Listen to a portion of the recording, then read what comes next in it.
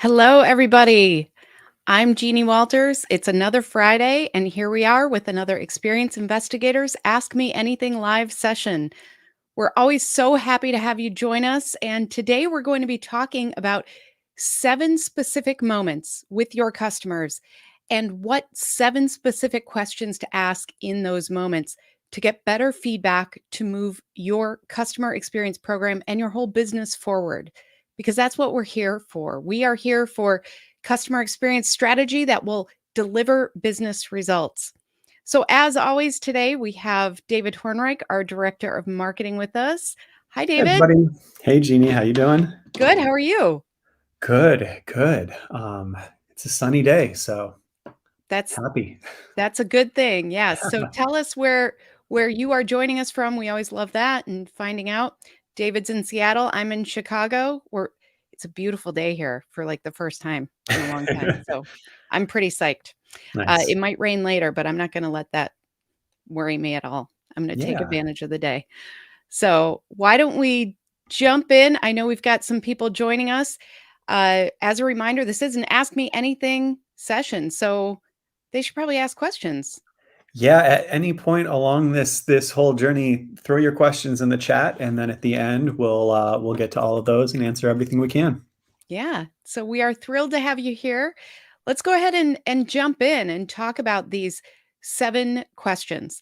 Now, when we talk about customer feedback, a lot of times what happens is we hear about surveys, we hear about very specific kind of broad strokes. We're going to get a little more detailed today, and that's because I want you to think about this. I want you to think about those specific moments along your customer's journey. So, first of all, for those of you who don't know me, I'm Jeannie Walters. I am CEO and founder of Experience Investigators. We are a firm that helps leaders like you understand customer experience strategy, how to apply it to make sure you get those business results. We make meaningful moments for the customers that deliver on actual outcomes for your business. We do this in a lot of different ways through coaching, consulting, as well as speaking and training and workshops. And then, of course, we have our program this year, Year of CX. With Year of CX, we are releasing tools and guides and workbooks that hopefully will help you move your customer experience program into the future and also deliver on those results. If you haven't signed up already, there are only a few more weeks until CX Day 2021. We launched on CX Day 2020, so we're almost through that year. I know a lot of you have participated. We really appreciate all of your feedback and using this to move your business forward. Our latest resource, by the way, is about how to build your agenda and how to run the meeting for a cross-functional CX team. If you haven't checked that out, David just put the link up there, and you can download that and use that for your next CX team meeting. So for today, let's go ahead and jump in and get started here. When we talk about customer feedback, we often are, measuring things by net promoter score, by customer satisfaction rate, customer effort score. All those metrics are wonderful and important, and they have a place. But sometimes we have to get a little more realistic about what are the actual questions that we want answered. What will this do for us to make sure that we can move forward? And so the type of questions that you ask, they might depend on your industry, on your company, on your relationship with the customer, and lots of other things. But there are specific moments along the journey that I wanted to really highlight for you today to show you how to ask the right question in the right moment. So here are 7 customer moments and feedback questions for better customer experience. These are the different moments we're going to be talking about today. A customer seems satisfied, but not enthusiastic, matches the profile of somebody who is about to leave or is leaving. That's a really interesting place to explore. Maybe you have a customer who has left you or is leaving you for a competitor. Maybe they rave about their first engagement with your organization. They're in that honeymoon period with you. Maybe a customer is expressing frustration about how things are going, or they've completed a specific process along the journey. And then finally, the last one, guess what? You can ask a customer anywhere along their journey for feedback. And if you ask the right way, you will get meaningful feedback that can move things forward. So let's talk about this first one. A customer seems satisfied, but not enthusiastic. What do I mean by that? Well, if you think about the formula that we use for customer experience, that's all about this idea of perception minus expectation multiplied by emotion. We can have satisfied customers who are not emotionally connected to our brand. They don't feel loyal. They just feel like, yeah, I'm getting what I need, but they can be wooed away pretty easily because they don't have that emotional connection. When we are looking at customers who are kind of saying, yeah, I'm getting everything I need, but they don't show that emotional enthusiasm, we want to dig in a little bit and see if there's an opportunity to ask them, what should we add to our service or products? Now, the reason it's phrased this way is because we want to make sure that we're delivering that extra value. We're going beyond their expectations. By asking, what can we add? We're inviting that conversation about how can we exceed your expectations and build on that emotional loyalty for the future. Now, moment number two, a customer matches the profile of one who is leaving. In order to know this, you have to actually know what a drifting customer looks like.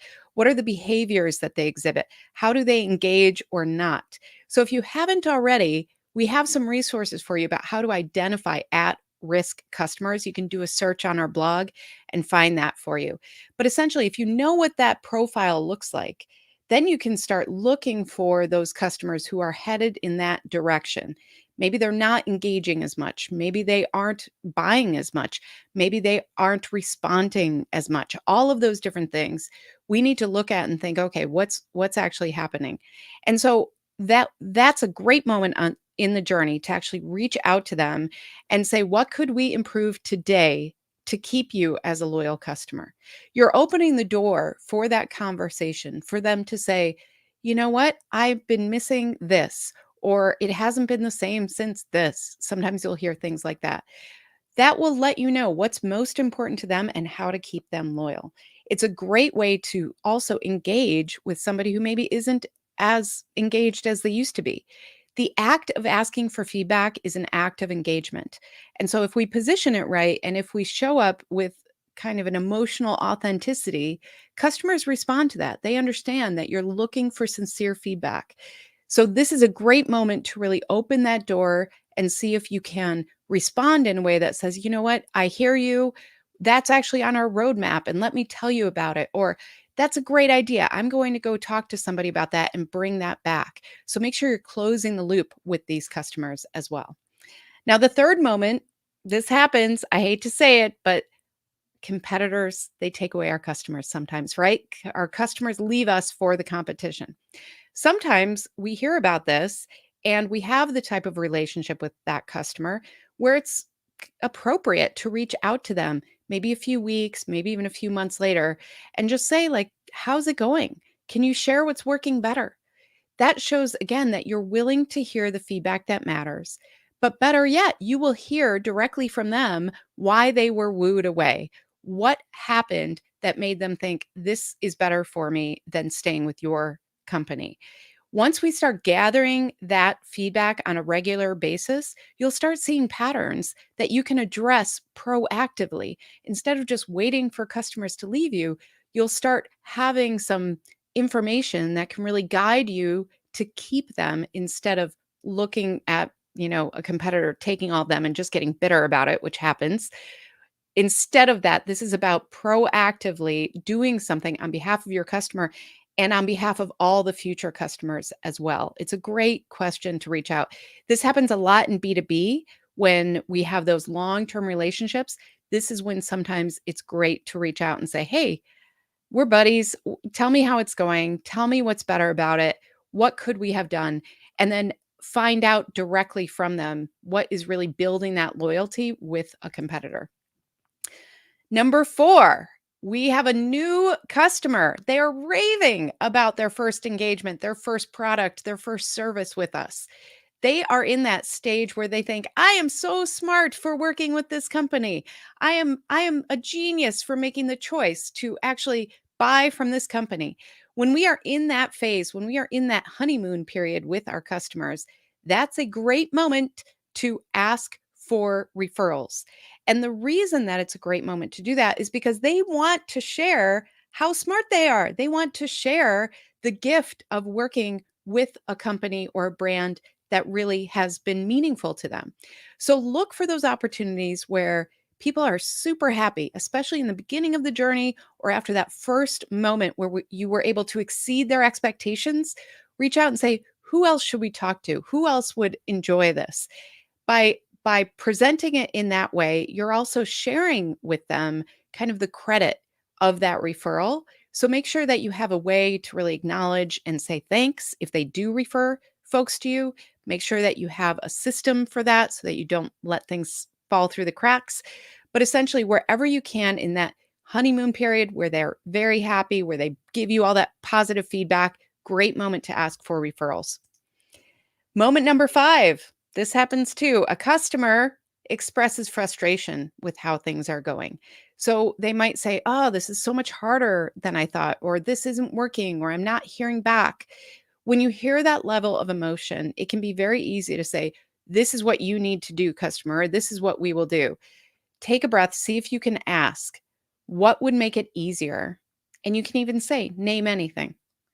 Give them the opportunity to really tell you, and it can be pie in the sky, it can be a wish list, but at least it gives you something to aim for that ideal customer journey. So they might say something like, "I don't want to call in. I've been making appointments for, 10 years. I always have to call the office. Why don't you have online appointment setting?" Well, that's something you can actually look into and start make to happen. It's things like that that sometimes you hear and you think, "Why haven't we done that yet?" And it's simply because you haven't, but the opportunity is there. So make sure we're asking those frustrated customers, "What can we do to make it easier for you?" Reducing customer effort is one of the many ways that we can improve customer experience. So if we are looking for ways to reduce the effort in general, this is a great question to ask in that moment. Number 6, we're getting through this. A client completes a specific process within their journey. This is really when you have a lot of things going on. You just want to narrow down what's going on with this specific part of the journey.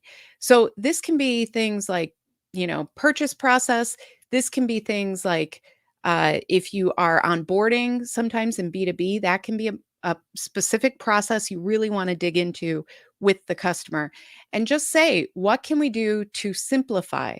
Because again, this is about reducing their effort, their frustration, making them feel cared for, making them feel heard. So make sure that as you ask these questions, you have a way to close the loop. You have a way to go back to the customers and say, "You know what? You told us a way to simplify onboarding. We are actually going to implement that. We want to thank you for that feedback because you're going to make it easier for all the other customers and clients that will be onboarding in the future." Really give them credit for that feedback as well. But it's a great time to really just look at your customer journey. And if it feels overwhelming, if you feel like, "Oh my gosh, I've got so much to do to improve the experience," narrow your focus a little bit. Look for those processes that really matter to moving the customer through that journey. And then really focus on that and say, "What can we do about this part of the journey to make it easier for you?" You'll get some great ideas. You'll also get some very specific, actionable ideas. That's what we're always going for when we're searching for feedback. We want actionable ideas to really act on and improve the journey for everybody. And then finally, guess what? You can ask customers anywhere along their journey for feedback. So, what is happening as they move through their journey? They're having all these moments. You've heard me talk about these micro moments that either build or erode trust. And so, as they move through this journey, they are sometimes cataloging, "Okay, that was so much harder than it needed to be," or "That was great," or "That person was fantastic." So asking the question, "Are you getting everything you need from us?" is a great way to just check in with them about, okay, what's not only going right, but what else could we do? What else could we do to make it easier for you, to make it more effortless, to help things go faster, make it more convenient? All the things that customers are seeking today. So, are you getting what you need from us? It's a classic question, especially in B2B, but it's classic for a reason. We sometimes, if we're asked, "How are things going?" we'll say, "Yeah, it's fine," right? That's human nature. We say that to one another. But if we are asked, "Are you getting everything you need from us?" it creates a different paradigm that somebody will think, well, actually, no. And let me tell you why. So, this is all about sourcing the right feedback in the right moment so that it can be actionable, so that you can stay ahead of your customer expectations, so that you can stay ahead of those competitors who are wooing your customers away. And so, asking that question on a regular basis helps customers know that you really are interested in finding that out, especially if you come back to them and say, we heard you and this is what we're doing about it. That is showing the customer that you are putting them first, you are hearing their feedback, and then you are acting on it. So many organizations don't do that, that will put you ahead of the game. I promise. So these are the 7 things we talked about. You have a customer who seems satisfied but not enthusiastic. You want to ask, what should we add to our service or products? Maybe you have a customer that matches the profile of one who is leaving. You want to ask, what could we improve today to keep you as a loyal customer? Number 3, they leave you for a competitor. I know we hate thinking about that. Ask, how's it going? Can you share what's working better? Can you tell us about your experience with them? You'll find out so much rich information by asking that. Number 4, they rave about their first engagement, their first product service. You want to capture that. You want to say, who else needs to know about us? Who else can we talk to? How can we get those referrals? And then thank them for that. Make sure you have a system of gratitude within your organization. Finally, you want to not finally, we've got a couple more. If you have a customer who expresses frustration with how things are going, we want to ask what would make it easier and then help them by saying, name anything. Sometimes I call this the magic wand question. If we had a magic wand, what would we do for you? They will tell you things that you can eventually implement. So make sure you're really listening. Number 6, they complete a specific process within the customer journey, or you just want to narrow your focus to that specific part of the journey so that you get actionable feedback. Start those questions with, what can we do to simplify XYZ? And once you ask that question, really tune into what they're telling you, because sometimes what they're telling you is, well, I wish it were easier to do this. Listen for what you could do about it and then present that and say, okay, you said you didn't want to call in to make an appointment. If we did have online appointment setting, would that work for you? Find out, what are they really looking for to simplify the experience. And then finally, we can ask customers anywhere along their journey, are you getting everything you need from us? Such a simple question, but so important. It's something that will open up the door for a broader conversation about what their expectations are and what you can do to exceed those expectations, which at the end of the day is what we're always trying to do in customer experience management. So, as you think about these questions, as you think about how to gather feedback, the most important thing is to keep asking questions. We have to keep tapping in to the emotional state of our customers. We have to keep requesting feedback in different ways so that it doesn't get just rote responses or things that aren't actionable.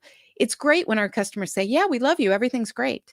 It's hard to act on that feedback. Same thing as those people who say, I hate everything and I'm walking out the door, and they give you no other information. We need to capture all those people in the middle and get as actionable as we can. And so this is really about listening for those hard truths. You've heard me say this too, but I talk about the hard truths of customer experience. We need to be humble and listen and make sure that we are sometimes hearing things that are hard to hear in order to move things forward. So these questions, I hope, will guide you in a way to expand how we're interacting with customers and what moments are really important to dig in and find out more about. So I'm curious, what moments in your customer's journey are you seeking out feedback right now? And what kinds of questions are you asking? So I'd love to hear that from you, as well as any questions we have at this point, too. So, David, how are the questions looking? Yeah, lots of comments so far. Want to say hey to Joanne, Harushi, Olatoye, Lisa. Oh, thank you for joining us and thank you for commenting. If you've got questions, anybody throw them in there. But let's start with a question that came in from the community on LinkedIn earlier this week. The question says, I'm wondering, what can you say about persuading senior executives to invest in CX? Ah, the Classic, age-old classic. time old tradition. Um, Do you have any particular advice for innovation leaders who need to make their business case? oh, love this. Okay, so a couple things. One is we have to define what success looks like. That is rule number one. And ironically, in customer experience, it's often skipped. And so you'll hear people say, well, I've been charged with creating best in class customer experience or improving the customer journey. But that's all they have. That's the depth of the definition. We, as customer experience leaders, really need to define what success looks like so that we can measure it, so we can show our progress, so we can show how it's driving the business forward. So, we use something called a customer experience success statement. We have a workbook for you as part of Year of CX. There you go. David's already put up the link for us. And you can get that workbook to help you really think through. But there are essentially a couple different parts to it. Number one, what are your organizational goals? What does everybody in the organization care about? And what are those goals that are well defined? Number two, what do your leaders care about? Your chief financial officer cares about different things, maybe, than your chief revenue officer. You need to look at what really motivates them and how can you put customer experience into language that helps them understand it, moves the whole business forward. And then you want to dig into, okay, what are all of these things in CX that we're doing that are actually going to drive those organizational goals? And then you outline, how do you measure that? So some of that is easier if you already have a customer experience mission statement. We also have a workbook for you on that. So creating a mission statement is your North Star, and that can help you define what success looks like as well. The mission statement is about who are you all the time for your customers? What can everybody, agree to as far as that? Your success statement is a little more detailed about what are the goals? How do we measure that? So that in a year you can say, okay, this is how we measured it. These are the goals that we aimed for. These are the outcomes we got. Just like any other part of business. So that's one thing I would say. If you don't have those foundational pieces, get those foundational pieces. If you mentioned specifically in this question about innovation, I would use a couple different tools for that as well. One is if you haven't already created an ideal customer journey map, that is a great place to start because then you can start saying, this is where we're going and why. You can start associating things like, okay, if we can reduce effort for our customers, we believe that we would also be able to reduce the incoming service calls that we get. But you can actually create that ideal journey map and then take it one step further and create a service blueprint for that, which is where you dig into, okay, how do we actually make this happen? We have a LinkedIn course on service blueprinting and journey mapping as well. So you can check out, if you search on LinkedIn Learning, my name, you'll find all of those courses. And oh, there we go again. See? David's got his hand on the button. I love it. So we have all of those different LinkedIn Learning links for you, and you can investigate that as well. But as far as proving ROI, getting that buy-in, I would start with that mission statement. I would build that success statement because once you have the success statement, it helps you speak the right language with those different leaders.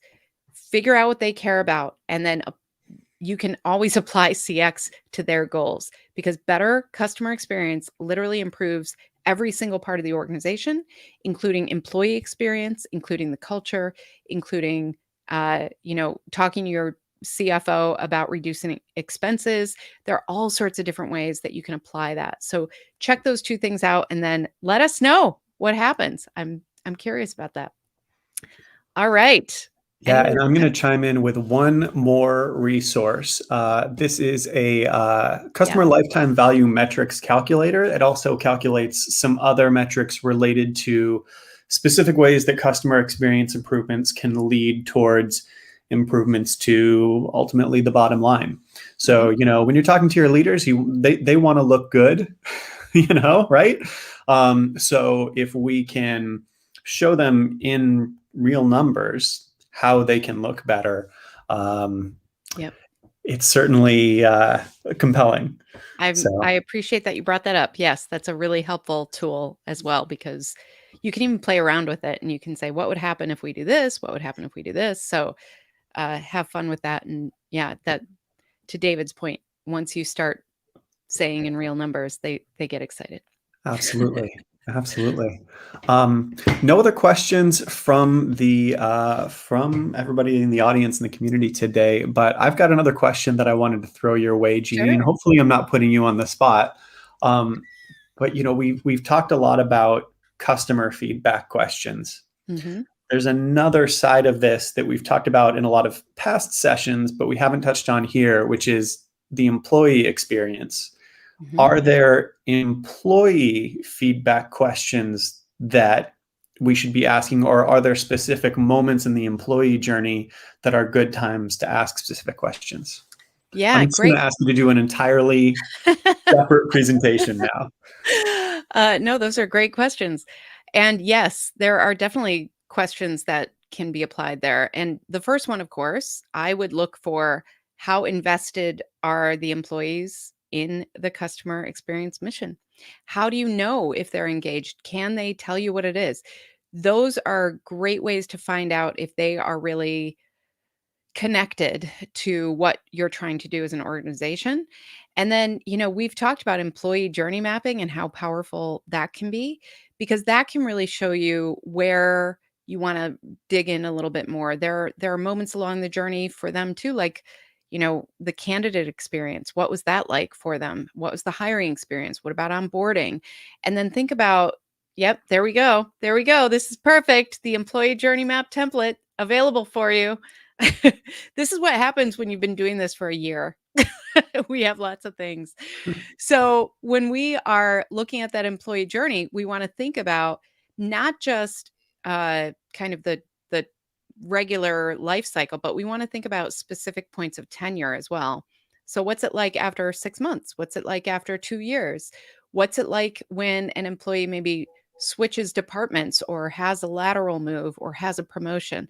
So, getting into those milestones and then thinking about, okay, what is most important about their engagement here and how can we make sure we're supporting them?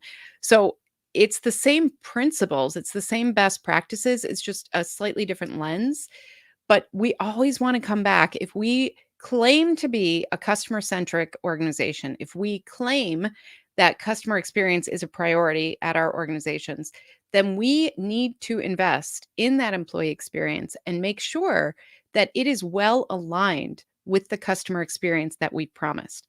Because if we don't, there's that cognitive dissonance with people where they think, well, yeah, we talk about being a friendly, simple company to deal with. And yet, when I talk to HR, I feel like they don't really care about me, and everything here is complicated, and people don't get back to each other. We're not responsive. When we have that misalignment of what we promise customers and our actual culture and employee experience, that can create a lot of disengagement with employees. So we want to make sure that we are aligning those efforts, making sure that those promises are the same, and making sure we're constantly checking in with how are you feeling about being connected to that customer experience mission? How are you serving the customer? Even if they are not customer facing, in an ideal world, every single person in that organization would be able to answer that question. And there are two great examples I've used in the past. One is the famous story of uh, a janitor basically in NASA, before we sent folks to the moon. And the president said, "What are you doing there?" And he said, "I'm sending a man to the moon," because he understood that his role was an important part of that mission. Another one that I love is walking through the Cleveland Clinic, which does an amazing job with patient experience. They have two art curators on staff just to make the environment friendlier and more welcoming and calmer for their patients. But the president of the organization was walking through the hall and saw some custodian touching up some paint. And he stopped and said, "Thank you for helping us live our mission. And thank you for making this environment better for our patients." Because they understood that this is about that bigger mission. That's what we need every single employee in our organization to connect with. And if we don't, then we're missing out and we're creating that misalignment between the employee experience and the customer experience. And that was probably a much more rambling and longer answer than you were expecting, but there we are. Well, I love that answer. And I love also just, I don't think it can be said enough that everybody affects the customer experience. How often do Mhm. we hear somebody say, "Oh, well, I'm not really client facing, Yeah, so that's not my arena," but it yeah, absolutely is. absolutely is. Let's jump to Yeah. a question that came in from Harushi, and I've thrown out this disclaimer before, but I'll throw it out again for anybody. If I'm mispronouncing your name, please tell me. I want to get it right. That's important to me. So, with that said, he asks, great point on moment number 3 about asking what's working better at your competition for those customers who have left.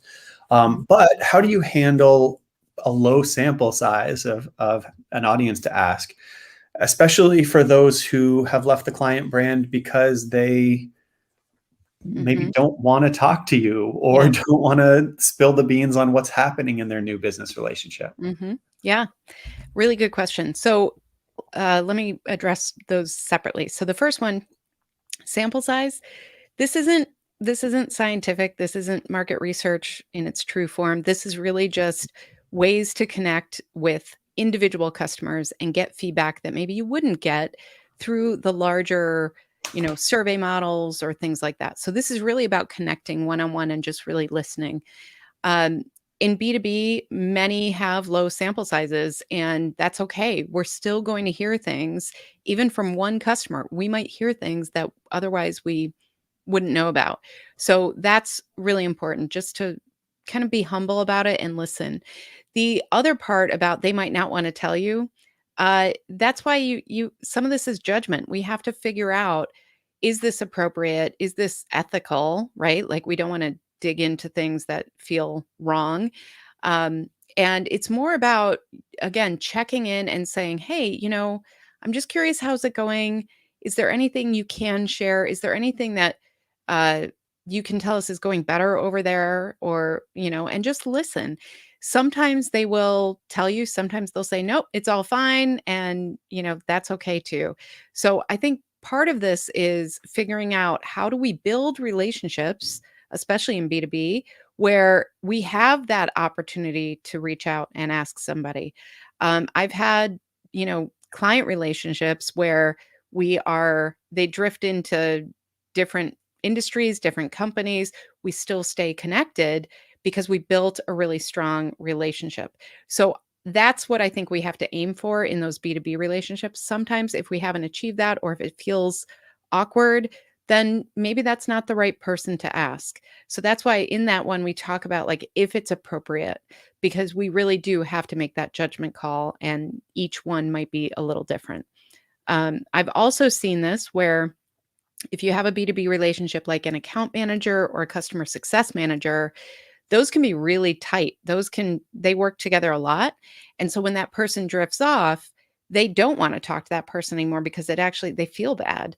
So sometimes a way to overcome that is to have somebody like the president of the organization or the CEO or the VP, somebody who they know they may have had less intense relationship with, who can call and say, "Hey, I'm just checking in.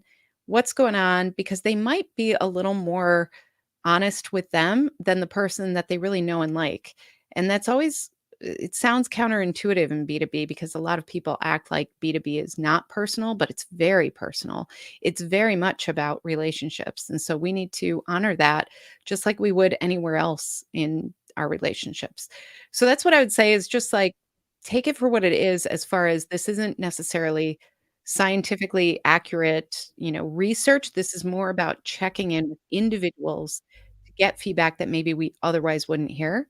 And if it doesn't feel right, if you feel like this isn't the right thing to do, then that's something to pay attention to. I'm a big believer in trust your gut here and make sure that if it doesn't seem right, if it doesn't feel right, then skip that one, and or find somebody else who maybe has a different relationship who can reach out and just check in with those folks. And I love that we had an opportunity to kind of talk about the difference in sample size between what we think about as kind of true market research Mhm. and customer interviews. In some earlier sessions, we've talked about customer interviews, and in fact, this is going to shock you. We've got a resource, actually, a couple of resources related to customer interviews. And customer interviews can absolutely be former customer interviews as Mhm. well. So we've got the guidebook here. We've also got a questionnaire template that's built into a Google form that can be edited. So if you are conducting customer interviews, you can collect those answers there and share them with your Yeah. team easily. But You yeah, you I have a love. better memory than I do about these things, so I'm glad. Yeah, I've been pretty heavily involved in making them, so Yes, they have a tendency to stick. that is true. Yes, we Yeah. have David to thank for all the pretty workbooks. But yeah, I think that's going to do it for our questions today. I want to thank everybody, as always, for being here. The community is such a huge part of what makes this great, and I love doing these live sessions because I get to interact with everybody like Yeah. this every week. So thank you for being here. Jeannie, how can people connect with you otherwise? Yeah. Well, thank you everybody for being here. Thank you, David, as always. And we are here for you. So you can find us, of course, at our site, experienceinvestigators.com. You can also find me on Twitter and LinkedIn and everything else. If you haven't already, sign up for that year of CX. Again, we are heading into these last few weeks. We're already in September, people. How did that happen? So we are aiming towards October, which is when CX Day 2021 will happen, and things will change a little bit. So if you haven't signed up, make sure you do that. We have all those resources plus more, all the links that we shared today, plus many other things that will help you with your customer experience strategy. So thank you so much for being here. When we are as David said, when we're working with you, when we're communicating with you, that really lifts us up too. And that's because you're helping us live our mission. The mission of this company and my personal mission is to create fewer ruined days for customers. And by being a part of this community, by learning with us every week, you are helping us live that mission. So thank you for that. Keep up the good work, everybody. Keep fighting the fight for your customers and let us know what you want to see as far as content or questions answered. Reach out, let us know, and we will do our best to address those too. Have a great weekend, everybody. Thank you so much, as always, for being here. See you next time.